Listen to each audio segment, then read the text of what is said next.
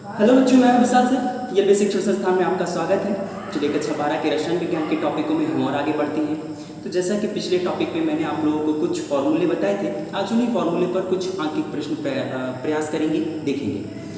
तो चलिए ज़रा देखिए, पहला प्रश्न हमसे कर रहा है कि समान गोलों से बनी एक संरचना में कोर की लंबाई 0.8 मिलीमीटर है। परमाणु की त्रिज्या ज्ञात करो यदि यह एक घनीय जालक है। नंबर 2 बीसीसी जालक है। नंबर 3 एफसीसी जालक है। ठीक है, ऐसे प्रश्न बोर्ड एग्जाम में कई बार पूछे गए हैं। प्रश्न एक बार रिपीट करते हैं, जरा सुनेंगे आप लोग।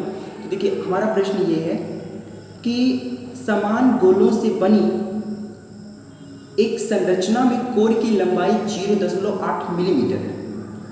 परमाणु की त्रिज्या ज्ञात करो यदि यह एक घनीय है, बीसीसी जालक है, एफसीसी जालक है। देखिए, इन सबके मीन मैंने बताया था। और जैसा कि आपको पीछे बताया गया था कि जो रचक कण होते हैं, रचक कण की त्रिज्या तथा उनके जो कोर की लंबाई होती है, उनमें एक रिलेशन होता है। ठीक, तो प्रश्न हमारा ये है, सबसे पहले दिए गए प्रश्न के सभी मानों को लिख लीजिए आप।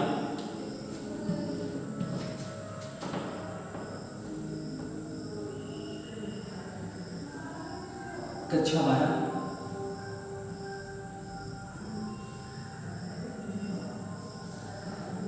रसायन विज्ञान। ठीक, सबसे पहले दिए गए प्रश्नों के मानों को लिख लीजिए। देखिए, प्रश्न में जो हमारा गोला है जिससे मिलकर के हमारा जालक बना हुआ है, इसकी कोर की लंबाई दी गई है। ठीक, तो परमाणु की कोर की लंबाई, और लंबाई को किससे लिखा जाता है? Small a. Small a is equal to दिया गया है 0.8 मिलीमीटर। ठीक है, तो ये परमाणु की कोर की लंबाई दी गई है।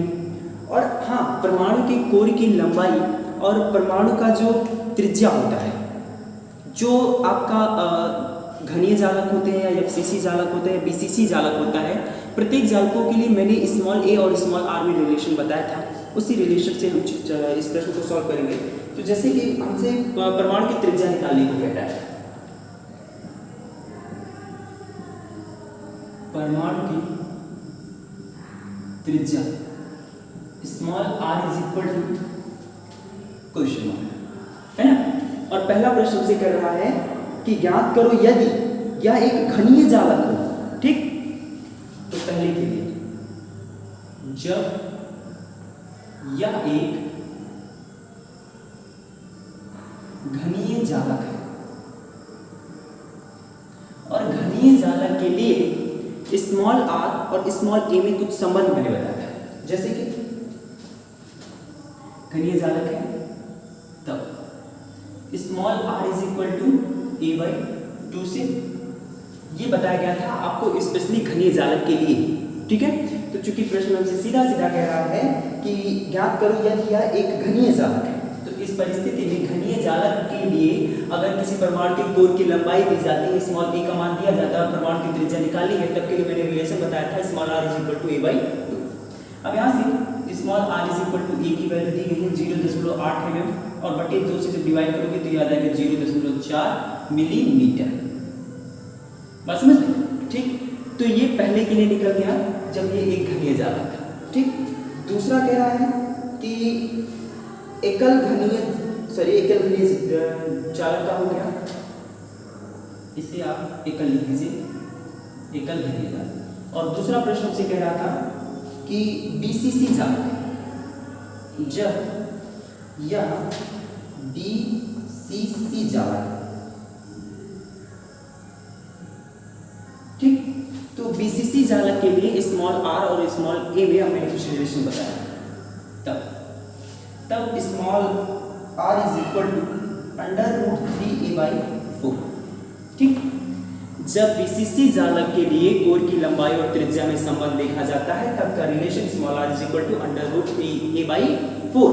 यहाँ से सबसे, अब यहाँ से जरा देखिए, इसकी वैल्यू कितनी है? √3 गुणे स्मॉल ए की वैल्यू को देखो कितना दिया गया है, 0.8 बटे यहाँ ये हो जाएगा आपका 0.4, बात समझ में। और यहाँ से इसको डिवाइड करोगे तो 0.2, तो ये आ जाएगा आपका 0.2। √3 की वैल्यू रख दीजिए 3.14, ठीक। तो सॉरी 3.14 ऐसे छोड़ दो बस यहीं पे 0.2 √3 मिलीमीटर। अगर आपका मन कहेगा तो √3 की वैल्यू रख करके मल्टीप्लाई करके आप सॉल्व कर सकते हैं, अन्यथा रहने देंगे, ठीक। और अगला प्रश्न इसी में क्या है आपसे कि जब यह एफसीसी जा रहा था, जब ये एफसीसी जा रहा था, एफसीसी जा रहा था, तो एफसीसी जाना के लिए मैंने आप लोगों को स्मॉल आर और स्मॉल ए के बीच रिलेशन बताया था। Small are is equal to a/2 √2। तो r is equal to small A की वैल्यू कितनी होती है, स्मॉल ए की वैल्यू सॉरी दिया गया हमको 0.8 रखेंगे यहाँ पे 0.8/2 √2 और r इज इक्वल टू 0.8 से जब 2 में भाग करोगे तो ये 2 करेंगे 2 और ये 0.4 ऊपर हो गया 0.4 नीचे आपको बचा हुआ √2। यहाँ पे आप √2 की वैल्यू रख करके जब भाग करोगे तो ये आ जाएगा आपका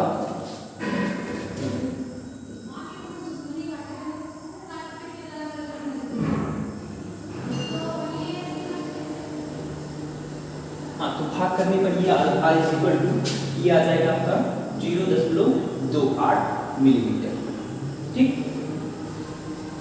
तो ये प्रकार का हो गया प्रश्न आपका। तो इस प्रकार के लिए आपको ध्यान होना चाहिए, जैसे कि मैंने पीछे आप लोगों को बताया भी है कि रिलेशन आप लोग याद कर लीजिएगा, बहुत इंपॉर्टेंट रिलेशन है, बिना इस रिलेशन के को न्यूमेरिकल हम लोग सॉल्व नहीं कर पाएंगे। बस समझ में। अगला प्रश्न देखते हैं।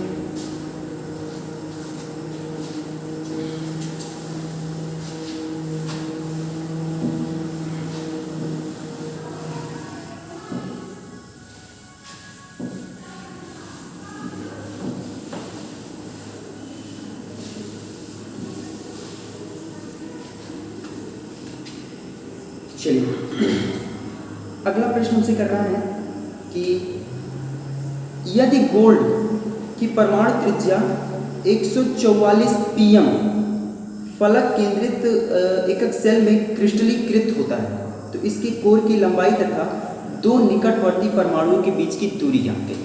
चलिए जरा देखते हैं। तो प्रश्न में हमको जो दिया गया है ये एक गोल्ड बनाया गया, इस गोल्ड का जो रचक कण है उसकी परमाणु की त्रिज्या दी गई, ठीक है।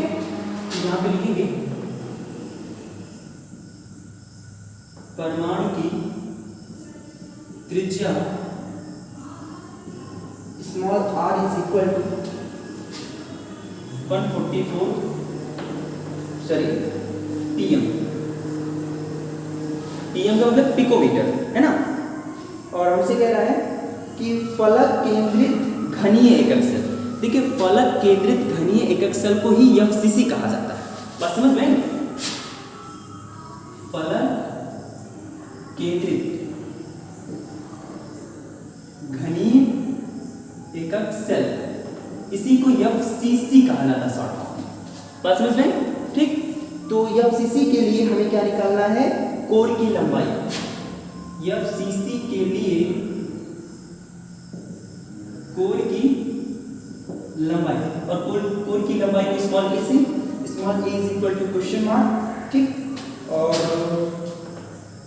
एफसीसी के लिए ही हमको कह रहा है कि निकटवर्ती परमाणुओं के बीच की दूरी निकालिए।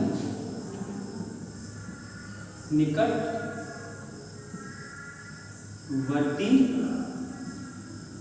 परमाणु के बीच की दूरी, और परमाणु के बीच की दूरी को स्मॉल डी से लिखा जाता है।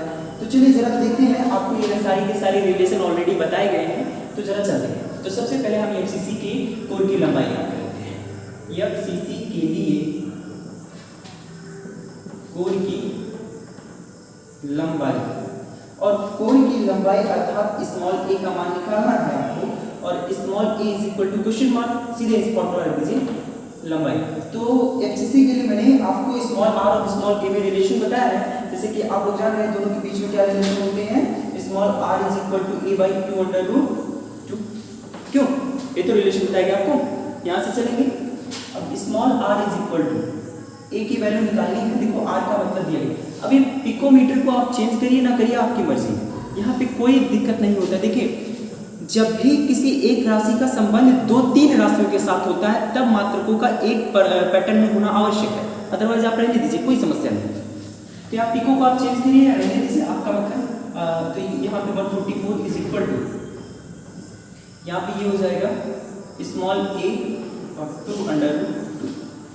अभी यहाँ से small a is equal to इसका जब मल्टीप्लाई करेंगे तो ये हो जाएगा 288 इंटू √2। ठीक, √2 की value a is equal to 1.41 ठीक, रख करके मल्टीप्लाई कर देंगे तो मल्टीप्लाई करने पर ये एफसीसी की कोर की लंबाई आ जाएगी। और या फिर आप यहीं सीधे छोड़ देते तो ये भी आपका आंसर सही है, कोई दिक्कत नहीं है इसमें भी।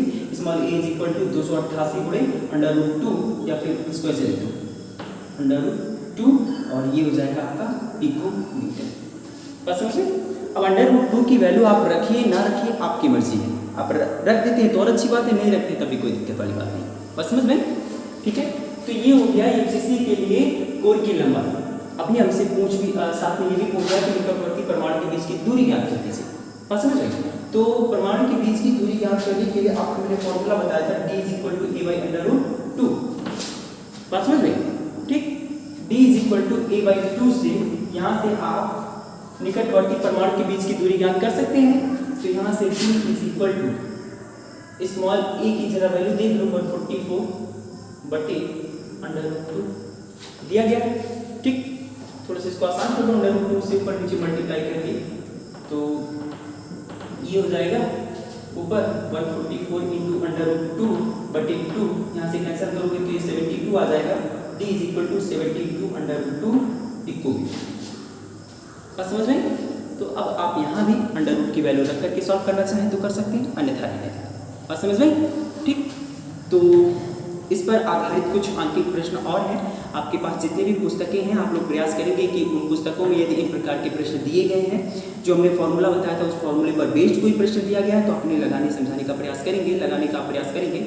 और अगर नहीं आता है तो आप हमको कमेंट के थ्रू पूछ सकते हैं। अगले वीडियो में कुछ और प्रकार के कल आंकिक प्रश्न देखेंगे, ठीक। तो आज के लिए बस इतना ही।